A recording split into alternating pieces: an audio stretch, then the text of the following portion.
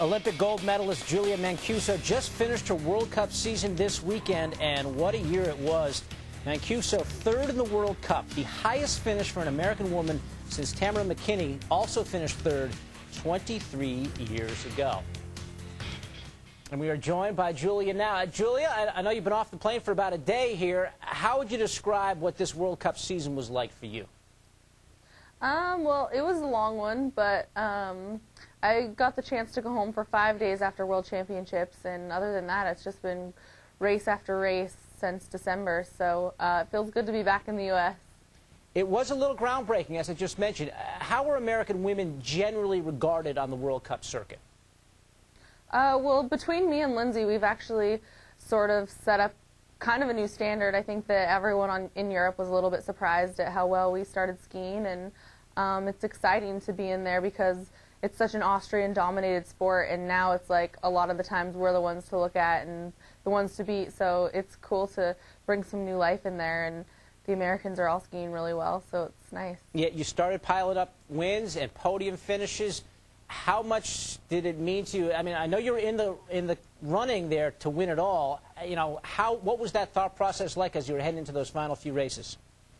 It was pretty difficult going into the final few races and actually being in the lead and knowing that there were so many races to go to take home the win for the overall. But just in general, I was very excited to be part of there was a group of 4 of us that were in really close contention, and just either way, if I ended up first or fourth, for me, I knew it was a great season, and I was really excited at how things panned out. And you know, there's always the future, so no matter what happened, I have so many years ahead of me to take home the win.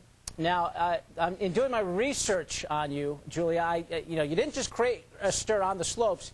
You did as well in the tabloids. A Swiss paper referred to you as, and I will read this, the hottest, most desirable girl on the circuit. Well, did you read that? What did you think of that when you heard that?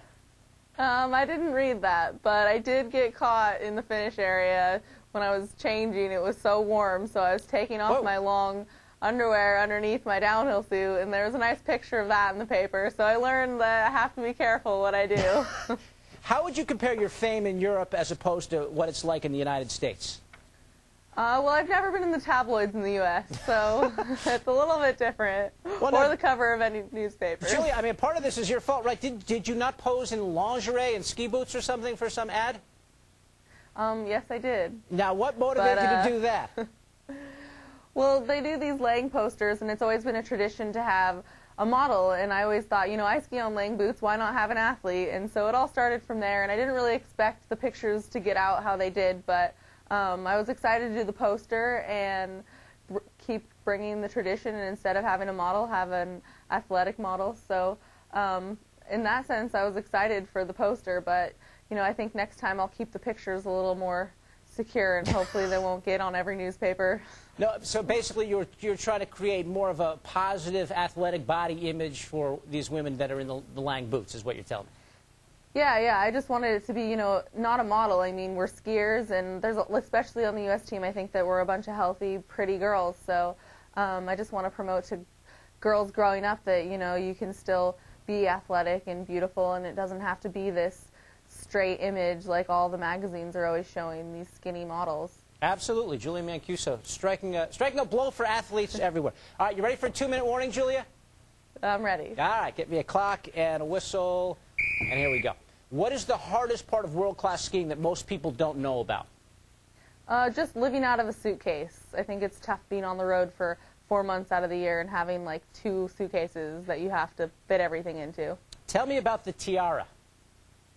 It was a gag gift from a coach, and from there it just became pretty popular because I thought it was funny, and everyone thought maybe it wasn't so funny. I don't know. It was just a lot of different things going on, so but I'm excited. And you wore it on your helmet? You wore it on your ski helmet? I wore it actually on a hat just for slalom races, but this year there's a rule to wear a helmet all the time, so I'm working on a design to put it onto my helmet. Oh, nice. Okay. Now, did you have a ski run named after you at Squaw Valley? Yep. What's the course? What's the slope like? It's a hill we used to train on a lot, and it's on the front of the mountain, and it's just a nice medium pitch. It's a good open hill. And what's it called? Julia's Gold. Julia's Gold. Okay. Favorite après-ski activity? Oh, après-ski. There's a restaurant in Squaw Valley called the Chamois, and definitely going there and having some beers with your friends.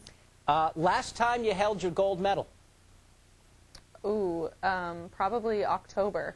Really? Where do you keep that thing? In a safe deposit box? It's at my mom's house right now. Most interesting person you met at the Olympics? That's actually a tough question. I was pretty secluded, and I didn't really get to meet too many people. But I think the person that stands out in my mind is, I don't remember, the guys that got third place in curling. That was kind of a record for the U.S. But they won a medal on the same day I won my gold medal, and I remember meeting up with them at the USA House. All right. Who was your skiing idol growing up? Tamara McKinney. It was Tamara McKinney. Okay. If you could only ski one mountain for the rest of your life, what would it be? It would definitely be Squaw Valley. It would be Squaw. Okay. Oh, and there's the whistle. We were just getting going. Hey, Julia, it was a pleasure to meet you, and congratulations on a tremendous World Cup, and we'll be looking for you in the future. Thank you.